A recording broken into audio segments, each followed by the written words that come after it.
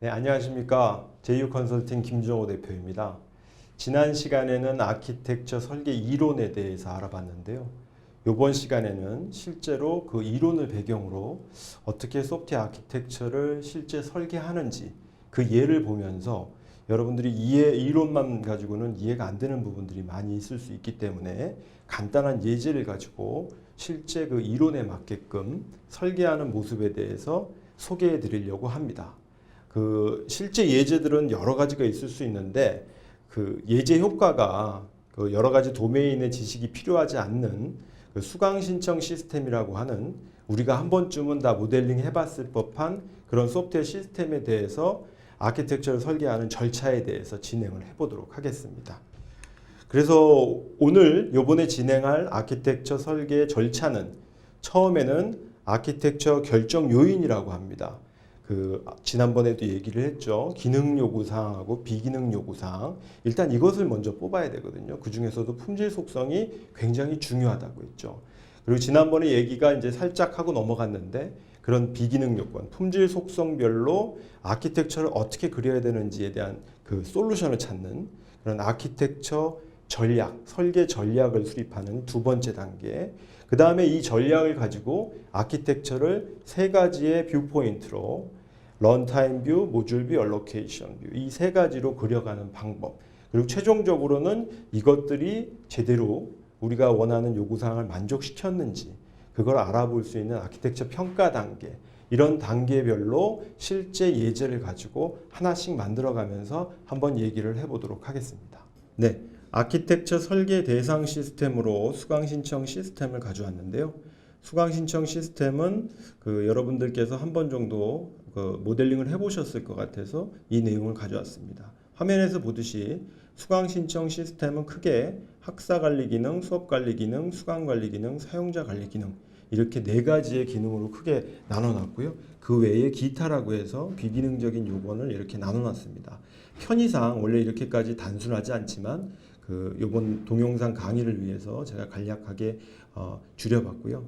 그래서 이 네 가지의 기능, 그 다음에 기타로 되어 있는 비기능적인 요건을 가지고 여기서부터 한번 출발을 해보도록 하겠습니다. 이 내용을 가지고 여기 있는 내용을 가지고 아키텍처 결정 요인이라는 것을 추천합니다.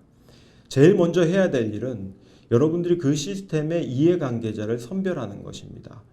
그렇게 시작하지 않으면은 굉장히 나중에 결정 요인을 찾는데 어려움이 있거든요. 물론 지금 이 시스템은 여러분들이 잘 알 수 있는 시스템이기 때문에 쉽게 접근할 수 있지만 대부분의 여러분들이 이제 실제로 모델링하는 아키텍처를 만드는 그런 시스템들은 그게 어렵기 때문에 가장 중요한 것은 이 시스템하고 연관되어 있는 것이 누군가 사람이나 또는 연관되는 다른 시스템이거나 이런 식으로 볼 수 있을 겁니다.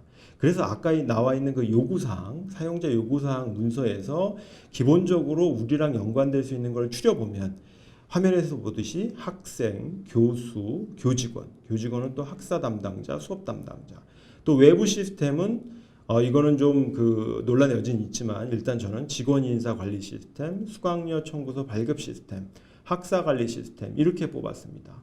이렇게 뽑아놓은 다음에 그 다음에 할 일은 이 시스템에서 이해관계자들하고 어떻게 연동이 되는지를 보는 것이거든요.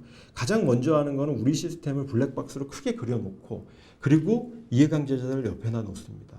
그리고 이 이해관계자들하고 우리 시스템이 어떻게 연관되는지 이 그림을 그려나가는데 그때 저 같은 경우는 지금 현재 이 기능 요구사항 중심으로 해가지고 유스케이스 다이어그램을 그렸습니다. 화면에서 보시다시피 유스케이스 다이어그램은 그 사용 이해관계자와 그 다음에 우리가 만들려고 하는 수강 신청 시스템이 기능 중심으로 이렇게 뭉쳐져 있습니다. 그럼 여기 나와 있는 이것을 가지고 기능 요구사항을 모델링 했다라고 보는 것이죠. 그러니까 앞쪽에서 보셨던 요구사항 문서는 소프트웨어 공학 문서는 아닙니다. 그냥 고객이 얘기하고 어떤 이해관계자가 말한 것을 적은 것이고요. 그걸 통해서 기능 요구사항을 이렇게 모델링합니다. 근데 이론에서도 말씀드렸듯이 기능 요구사항은 아주 세부적인 기능 요구사항까지는 필요하지 않습니다. 저희는 비기능적인 요건, 품질 속성을 가지고 아키텍처를 그리기 때문에 기능 요구사항은 이 정도 수준으로 모델링을 하기로 하고요. 그 다음에 중요한 건 품질 속성을 뽑는 것입니다. 앞쪽에서 기타 요구사항을 한번 다시 돌려보시면은 그 요구사항에 뭐 여러 가지 말들이 나옵니다. 성능적인 측면도 굉장히 중요하기 때문에 뭐 사람이 많이 폭주하더라도 시스템이 다운되지 말아야 된다라든지 보안이라든지 권한관리라든지 이런 것들이 다 품질 속성이거든요. 실제 시스템에선 이것들이 굉장히 그 행간에 들어가 있기 때문에 찾기가 어렵습니다. 근데 저는 일부러 여러분들이 좀 보기 편하기 위해서 그것들을 좀 따로 뽑았거든요. 실제로 여러분들이 소프트웨어 시스템을 아키텍처를 모델링 하시려고 하면 이 비기능적인 요건을 뽑는 것부터가 중요할 겁니다. 근데 저는 이제 앞쪽에서 쉽게 그걸 찾아놓게 되었기 때문에 그 부분은 생략하고요. 품질 속성이라는 걸 뽑았다 치고 이것들을 어떻게 모델링 할 것인가는 지난번에 얘기했던 그 6가지 팩터로 품질 속성 시나리오를 작성하는 방법입니다. 이것들은 앞쪽에 동영상 그 이론 강의를 좀 참조하시고요. 그래서 예를 들자면 이런 식으로 쓰는 거죠. 품질 속성 시나리오의 가용성 부분은 자극의 원천이 되는 수강생이 우리 수강 신청 시스템에 동시에 100명이 수강 신청을 했을 때 수강 신청 완료 시간이 3초 그리고 단 한 번도 다운돼서는 안 된다. 이게 지금 그 화면에서 보시는 내용이 그 안에 있는 내용을 비기능적인 요구사항을 품질 속성 시나리오로 이 분석한 모델링 내용입니다. 그래서 이걸 모아놨습니다. 여기서도 기본적으로 어떤 사람이 뽑았는지를 가지고 트레이스빌리티를 높이기 위해서 학생, 교수, 교직원 이분들이 얘기한 비기능적인 요건을 화면에서 보듯이 이와 같은 시나리오로 작성을 했습니다. 저 같은 경우는 이미 오랫동안 이걸 해봤기 때문에 시나리오를 거기에 맞게 작성할 수 있지만 처음 하시는 분들은 그 앞 페이지에 나와 있는 그 6가지 팩터 그림에다가 단어를 집어넣고 그 단어를 조합해서 이렇게 시나리오를 만드시면 좀 편하실 겁니다. 그래서 읽어보면 1000명이 3초 이내에 수강 신청이 완료되는 경우 그 다음에 웹브라우저뿐만 아니라 스마트폰에서도 수강 신청을 할 수 있어야 되고 권한이 있는 사람만 그 뭐 당연히 성적이나 이런 것이 있기 때문에 권한 관리가 돼야 되는 부분 그 다음에 백업 시스템이 존재해서 그 1일 이내에 이렇게 디스크에 별도 보관해야 되는 거. 이 내용을 한번 보시면 숫자가 없는 게 없습니다. 숫자가 없는 거. 일체, 제가 여기 지금 3번째 일체 부분 좀 그렇습니다만 그것도 숫자라고 치면 숫자가 있는 부분으로 선택을 하셔야지 이 다음번에 진행하시기가 좋습니다. 그래서 여러분들 품질 속성 시나리오에 숫자가 꼭 들어가야 된다. 그거 꼭 기억하시고요. 그렇게 해서 이 내용을 갖고 아키텍처 설계 전략을 수립하게 됩니다. 이 설계 전략을 처음부터 잡아내려고 하면 참 어려워요. 그래서 기본적으로 저 같은 경우는 이해관계자의 비기능적인 요건을 뽑고 그걸 품질 속성 시나리오로 작성하고 그 품질 속성 시나리오 별로 실제로 들어가는 아키텍처 패턴을 찾아냅니다. 이렇게 하면은 전반적으로 흐름이 쭉 이어지기 때문에 막 굉장히 많은 노력을 하지 않고도 여기까지 이렇게 쉽게 올 수 있습니다.